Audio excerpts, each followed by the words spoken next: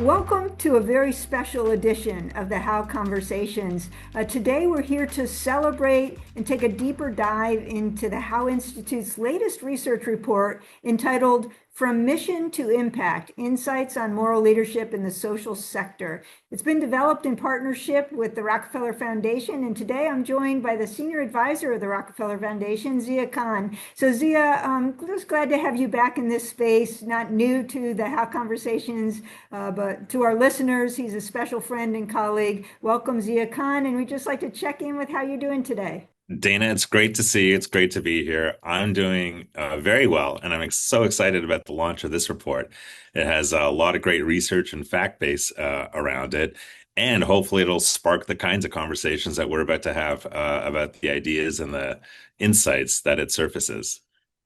Well, we'll jump right in because I know we want to cover kind of why the research was done, why it matters to social sector leaders, but also what are some of the key insights about the state of moral leadership in the report and of its value that is beyond the social sector, because we know moral leadership brings to the social sector, but it's not only for social sector organizations, it also goes much beyond that.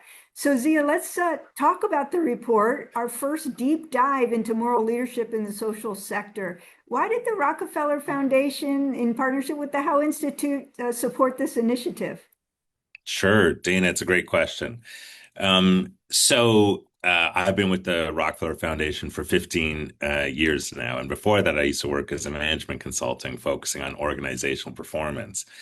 And my observation has been in the social sector, people tackle these important challenges. They're putting a lot of resources into play. They think about great strategies, great policies, financing models.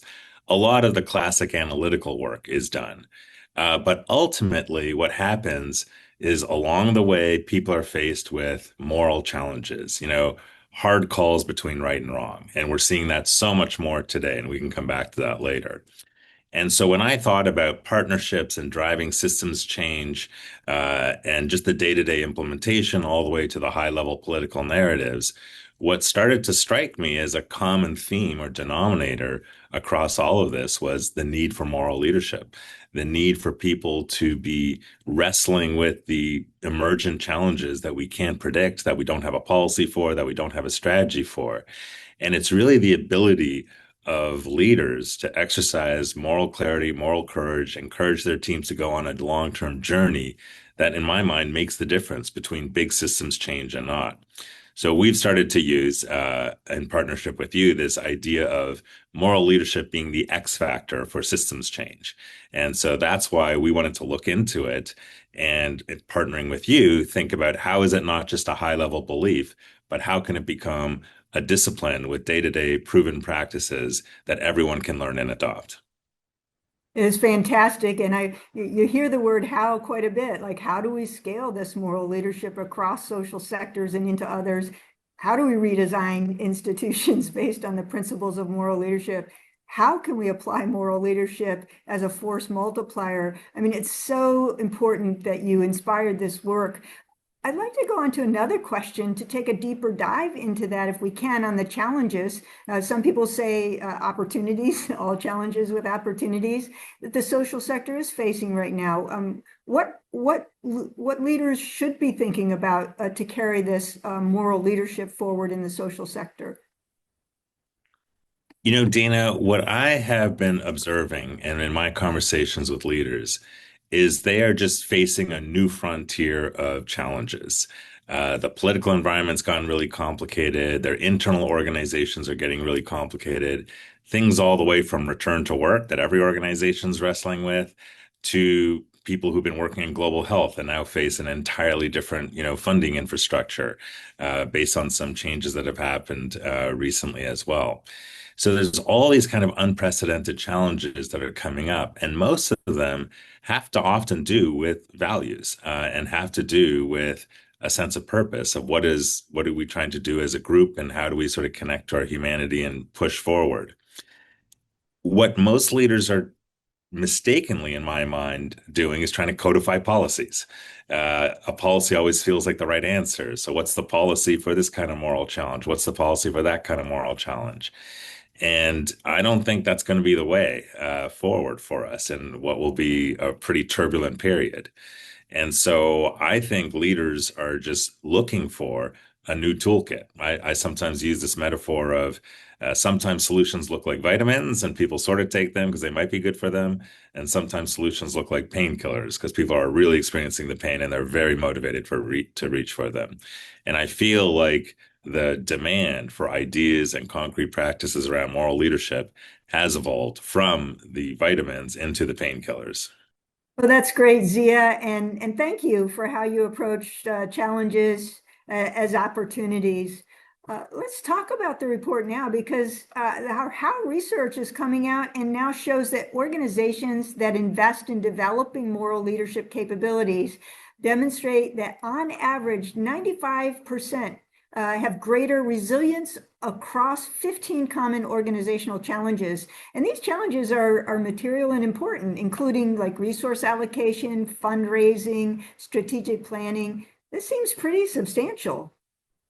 It's incredibly substantial. And I think what's so critical and so helpful about this report is moral leadership is something that's hard to disagree with. You won't really have a debate at a high level whether moral leadership is important or not. What really matters and where the rubber really hits the road is in the demonstrated behaviors and practices. And what I think this report does a great job of is both teasing out the difference between the beliefs and the high level perceptions of moral leadership with the observed behaviors and practices. And we see a gap in difference there. But also linking these behaviors and practices, as you just mentioned, to the performance results that people really care about. You know, I spend a lot of time on innovation, and I think some of the practices and beliefs and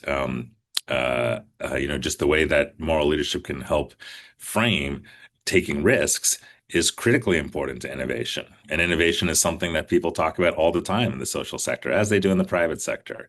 But they're looking for the process for innovation, or they're looking for the consultant for innovation. And to really unleash the ingenuity in your team to get at the creative solutions to unprecedented problems, moral leadership is a very practical, learnable tool. And the report does a nice job of connecting moral leadership to those performance outcomes and helps codify the practices that really anyone can adopt. It just takes, like any kind of behavior change or any kind of practice, a little bit of discipline and frameworks and toolkits to support that. Is wonderful, and moral leadership really, helping us to think about how we put more how into the world, certainly in the social sector, and the evidence is in this report, also expanding to across sectors. So moral leadership, you use the word discipline, and I define moral leadership as like a daily discipline of aligning our choices with our deepest held values. Do you define moral leadership the same way, Zia?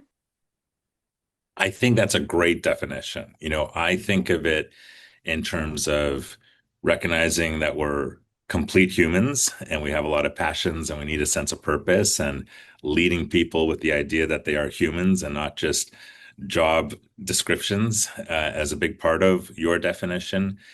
And the interesting thing about leading with our values, Dana, is I think that forces the examination and the discussion of a team's values, which may be different. And often when teams start to fall apart or they don't realize their goals, it's not because the strategy was off or the process was off. It's because their underlying values were different. And no one took the time to really explore that and understand that. And so again, as we all move into uncharted territories, we all have our own rudders of our values. And so it's not only, in my view, a case of aligning to our values, but understanding every other rudder and every other ship in the flotilla that we're trying to point in the right direction and making sure we're having conversations at that level. Yeah, we have a lot of agreement here in the four pillars, right? Get at that in terms of the elevation and inspiring the, purpose and our virtues, our values, the moral muscle, all so important in moral leadership. And so to scale moral leadership, which is essential, as you stated, in the social sector in the world, we would say, what is the X factor? How will it support the work of the social sector leaders in their organizations? Sure. Um, well, I think there's a few elements to it, Dana. So one is one is that, the social sector is really one window into a shared house with the public sector, with the private sector, with all of the communities that we have. So in many cases, when we talk about the social sector, it's all relevant to other sectors as well. But there's one piece of the social sector that is so important, which is creating bridges to different communities and different actors. So we all hear the term public-private partnerships. If you're here in New York City in September when the UN is meeting, you will hear everyone talk about we need more public-private partnerships. There is no one who's talking about why are those partnerships not happening. And it's not because there aren't good term sheets, there aren't sort of aligned goals, there aren't sort of collaborative financing structures. It's usually because organizations are just different. Culturally, they are just different. I know that we at the Rockefeller Foundation, we see this all the time. Our health team is working with the UN, our artificial intelligence team is working with Silicon Valley entrepreneurs. There's just quite a difference in the culture, the values, and even the sense of purpose of what people are trying to achieve. And so moral leadership, in my mind, is the tool to both surface those differences and find the common ground and the common purpose. So one answer that I have, and it's not the only answer, around why moral leadership is the X factor for systems change, is that systems change, by definition, requires collaboration among unlikely partners. And part of why they are unlikely is an underlying difference in their culture and values. And we need a new leadership toolkit to tap into that and align it.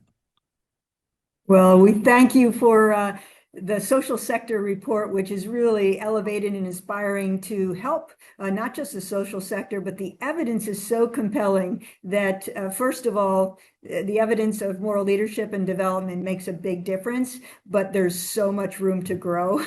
And I think that that's both the inspiration and the elevation to close that gap. And so thank you. I thank you, Zia Khan. I thank the Rockefeller Foundation with the partnership with the Howe Institute for Society. And we're looking forward to continuing the conversation for what's in the report and now what do we do?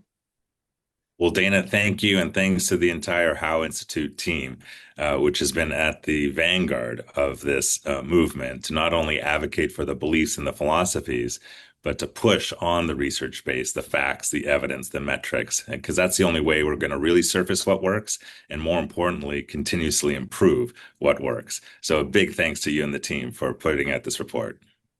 All right, well, let's go put some more how into the world together. We thank you, Rockefeller Foundation and Zia Khan.